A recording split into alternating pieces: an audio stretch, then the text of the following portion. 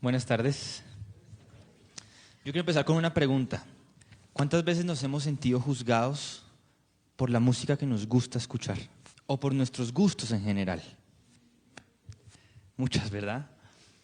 Porque además yo soy músico y he sido músico desde que tengo memoria y conozco muy bien esos juicios, no solo porque me han juzgado a mí muchas veces, sino porque, para ser honesto, yo he juzgado muchísimas veces.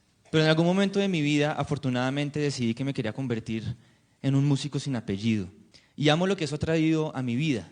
Y les quiero contar un poco cómo ha sido ese proceso. Yo empecé mi vida con la guitarra. Creo que tenía tal vez 7 años cuando empecé a tocar. Mis padres nunca me compraron una guitarra para mi tamaño, sino que me compraron la guitarra normal. Entonces me tocaba tocar guitarra así. Pero por ahí empecé. Y empecé a construir toda mi identidad alrededor de la guitarra. Crecí, salí del colegio y empecé a estudiar una carrera de guitarra jazz. Y todo lo que yo era guitarrista. Y cuando me presentaban, yo era guitarrista y era músico y tocaba bien y me estaba yendo bien. Pero de repente en algún momento me crucé con la dirección de orquesta. Y encontré en la dirección de orquesta algo que nunca había sentido tocando guitarra. Y me enamoré perdidamente de esa profesión. Y más o menos en 8º semestre de carrera de guitarra jazz, tomé la decisión de retirarme para convertirme en un director de orquesta. Imagínense la disonancia, imagínense la locura. ¿Cómo así que este tipo que toca guitarra, ni siquiera clásica, toca guitarra jazz y toca rock y toca pop, de un momento a otro, a sus 22 años, decide dejar botado un proceso de más de 15 años para empezar casi desde ceros una nueva carrera?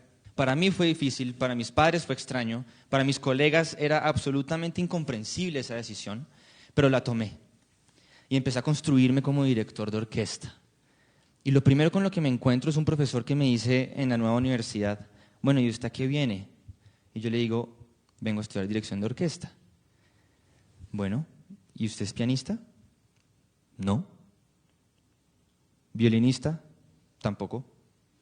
¿Algún instrumento de cuerda? Yo le dije: guitarra. ¿Clásica? No. ¿Y entonces usted qué hace aquí?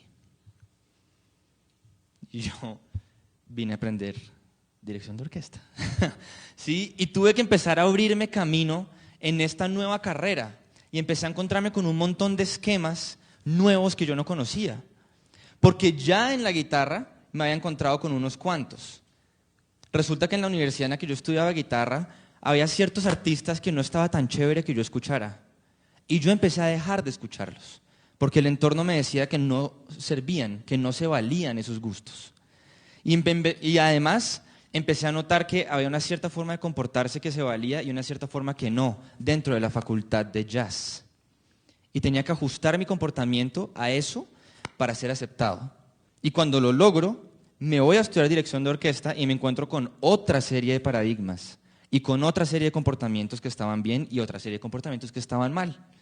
Y entonces los videos en los que yo aparecía tocando guitarra, no estaba tan chévere que los vieran mis compañeros y mucho menos mis profesores. Y para colmo, un par de años dentro de la carrera de guitarra, de dirección de orquesta, un amigo mío me pone encima un tiple.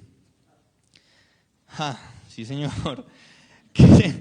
Es muy parecido a una guitarra, pero es pequeño, tiene 12 cuerdas, es un instrumento típico colombiano y por alguna razón apenas me lo puse y empecé a tocar, se sintió bien. Me sentí como en casa.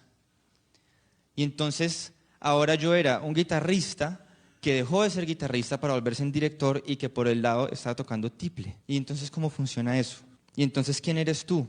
¿Y cómo te debes vestir? ¿Y cómo te debes comportar? Porque si yo les preguntara a esos dos cuál es el director de orquesta, ¿verdad?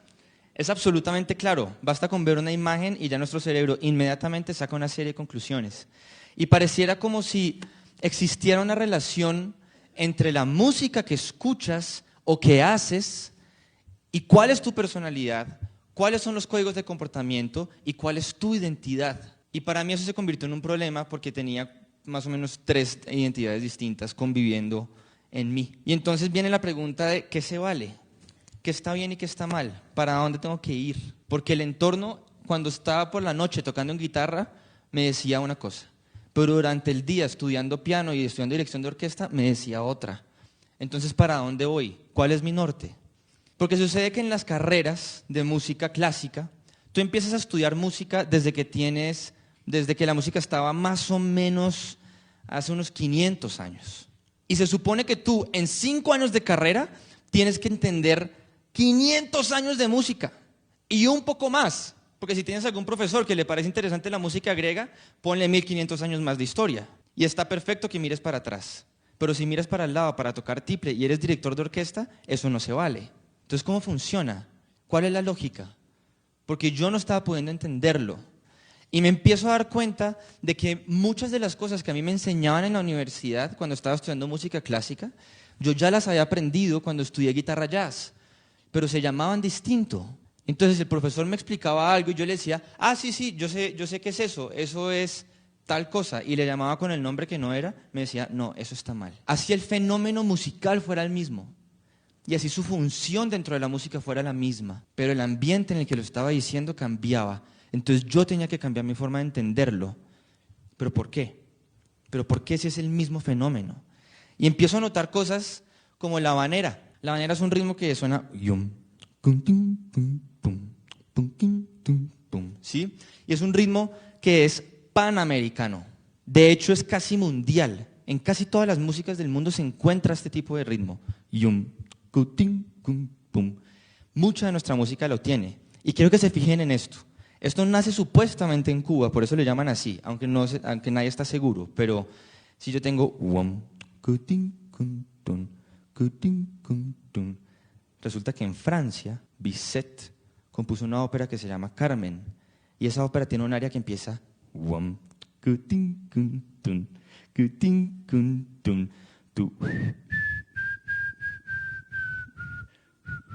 ¿verdad? Todo lo hemos escuchado, porque además hacen propagandas con esa. Y resulta que si yo cojo la misma manera y hago por una cabeza, de repente tengo un tango. Y es la misma manera. Pero además si le meto unas noticas en la mitad,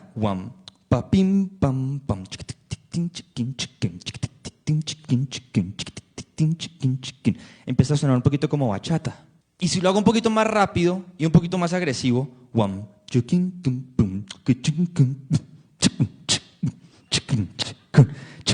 llegamos sin darnos cuenta a la fruta prohibida de la música,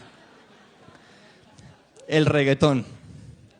Y entonces resulta que la línea que conecta una de las óperas más famosas de la historia con el reggaetón es relativamente corta y bastante directa al parecer.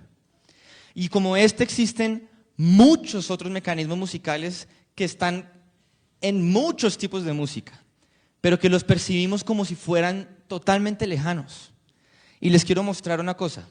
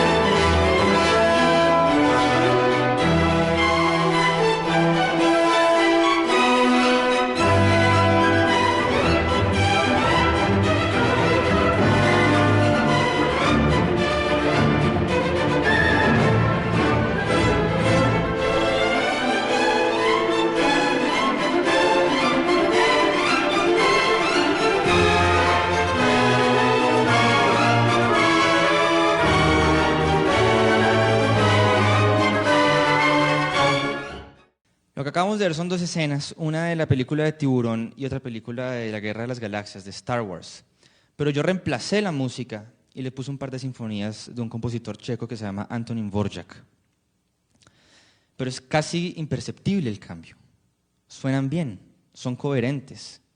Pero entonces, si yo crecí percibiendo la música clásica como algo absolutamente aburrido, y si cuando a mí me decían música clásica yo me imaginaba un tipo con unas medias más o menos hasta aquí y con una peluca blanca tocando en un auditorio, ¿cómo va a ser posible que esa música me funcione para ponérsela a una escena de unas películas de acción? ¿Será que es que quizás no es ni tan aburrida, ni tan ajena, ni tan lejana, ni tan extraña como hemos pensado que es? Resulta que Dvorak es una de las grandes influencias que tuvo John Williams, el compositor de esas dos soundtracks, de esas dos películas. Resulta que Bach, la forma en la que él componía su música, es muy similar a la forma en la que funciona el jazz. Y de hecho hay proyectos que cogen la música de Bach y la reinterpretan de manera jazzista. Ahí vamos a escuchar. Esto es Bach.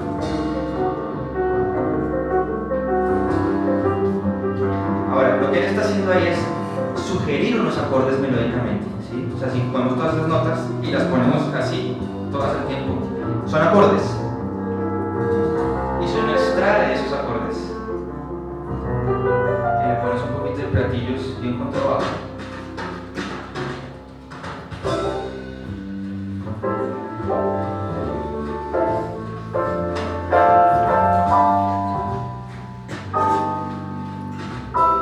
¿Cool o no? Entonces tenemos a un Bach que de repente se vuelve como jazzy. Y cuando vemos, por ejemplo, la historia de grupos como Queen, vemos que tiene una canción muy famosa que se llama Bohemian Rhapsody, que en estas épocas afortunadamente está muy de moda. Pero si uno va a analizar qué es una rapsodia, resulta que una rapsodia es una pieza musical formada con fragmentos de otras obras o con trozos de aires populares. Y si uno escucha esa canción, parece que fueran como 5 canciones metidas en una, ¿no? O sea, parecería que fuera una rapsodia. Pero es como pop, es como más relajada, es como si fuera bohemia, ¿o no? Y durante toda la canción hace alusiones a cosas de la ópera. Fígaro es un personaje de una ópera que se llama El Barbero de Sevilla, que es el protagonista y es un personaje súper icónico. Hay otra ópera de Mozart que se llama Las Bodas de Fígaro. Habla de Magnífico, otro personaje del Barbero de Sevilla, pero es Queen y es rock. Entonces, ¿cómo funciona eso? Porque además si yo les muestro a ustedes esta foto y yo les digo que él es músico, ¿qué música se imaginan ustedes que hace él? Pareciera que fuera como un guitarrista de bossa nova o de pronto el primo de James Blunt o algo por el estilo, ¿o no? Pero resulta que él es un pianista que se llama James Rhodes y él se dedica a tocar música clásica. Y eso que ustedes ven ahí es su etiqueta. Él sale a tocar los conciertos exactamente así como ustedes lo ven. Ocasionalmente la camiseta tiene escrito aquí Bach, pero nada más. Y para él la música es eso. Él de hecho dice en uno de sus libros que si Beethoven fuera a ver un concierto de música clásica en el que están tocando su música, le parecería absolutamente ridículo que salieran una cantidad de personas con smoking a tocar su música. Y les quiero contar una cosa. Berlioz, un compositor francés de música clásica, hizo una sinfonía que se llama la Sinfonía Fantástica, que es una sinfonía sobre una persona, sobre un hombre que consume un ácido y empieza a alucinar. Y la historia que el tipo alucina es que tiene a su novia, la ve, se siente enamorado de ella, en un baile empieza a sentir que ella es demasiado perfecta para estar con él, tiene un ataque de celos, la mata, lo cogen y lo matan a él. Y en la sinfonía tú puedes escuchar el momento en el que la guillotina baja y el momento en el que la cabeza cae. Y nosotros salimos en smoking a tocar esto. ¿Se dan cuenta del divorcio que hay entre la música y la forma en la que la presentamos? Quiero que vean esta otra foto. Theodor Currentzis, director de orquesta. Y no cualquier director. Es uno de los mejores directores jóvenes de orquesta que hay en el mundo en este momento. Y así como lo ven, dirige algunos conciertos. Entonces, ¿qué tan diferentes son en realidad estos tipos de música? ¿Qué tan diferentes son las personas que hacen un tipo de música u otro? Parece que no tanto, pero si no tanto, entonces ¿por qué las percibimos como si fueran tan diferentes? Yo tengo una teoría, y es que es culpa del ritual. El ritual es una serie de comportamientos y de cosas que haces alrededor de algo, ¿verdad? Y que por lo general tienen un valor en sí mismo. Cuando uno va a una ceremonia religiosa, eso es un ritual, porque hay un cierto tipo de cosas que tienes que hacer. Y yo creo que nosotros le hemos dado mucha importancia al ritual que está detrás de los tipos de música. Porque ir a un teatro a escuchar música clásica, en donde sabes que te tienes que ir más o menos bien vestido, en el que te tienes que sentar en silencio y a pesar de sentirte muy emocionado, no puedes aplaudir porque te hacen shh. Eso es un ritual. Y se ha convertido más importante el ritual que la música. Y eso es cierto con el rock, con el metal, con el jazz, con absolutamente todo. Y también creo que nosotros tenemos una búsqueda absolutamente inútil de lo puro. Tenemos una fantasía de lo puro. No, es que yo soy músico clásico, entonces yo solamente escucho música clásica. Esta es la expresión más pura del barroco. ¿Qué? Ese jazz fusión no sirve. A mí me gusta el jazz que es puro, el bebop. ¿Qué? Lo puro no existe. Lo puro no existe. Y esa fantasía de lo puro nos ha causado guerras mundiales en este planeta. Pero no nos sirve para nada. Porque por más puro que tú creas que sea algo que encontraste, basta con dar un paso más para atrás y vas a encontrar mestizaje. Y resulta que el mestizaje es mágico y es poderoso. Lo podemos ver, por ejemplo, en los perros. Los perros que son de raza, son mucho más susceptibles a tener enfermedades genéticas. Mientras que los perros que son criollos o mestizos son inmunológicamente mucho más fuertes, tienen menos enfermedades, una cantidad de cosas. El mestizaje es absolutamente puro. Pero además, el mestizaje no es puro, perdón, es mágico. Pero además es inevitable, lo quieras o no. Entonces te quiero preguntar cuáles apellidos tienes tú. ¿Cuáles apellidos te has permitido a ti ponerte? Soy ingeniero y entonces me porto de esta manera y me visto de esta manera. Soy médico y entonces soy así y no hago esto. ¿Por qué? ¿Cuántos apellidos te has puesto tú?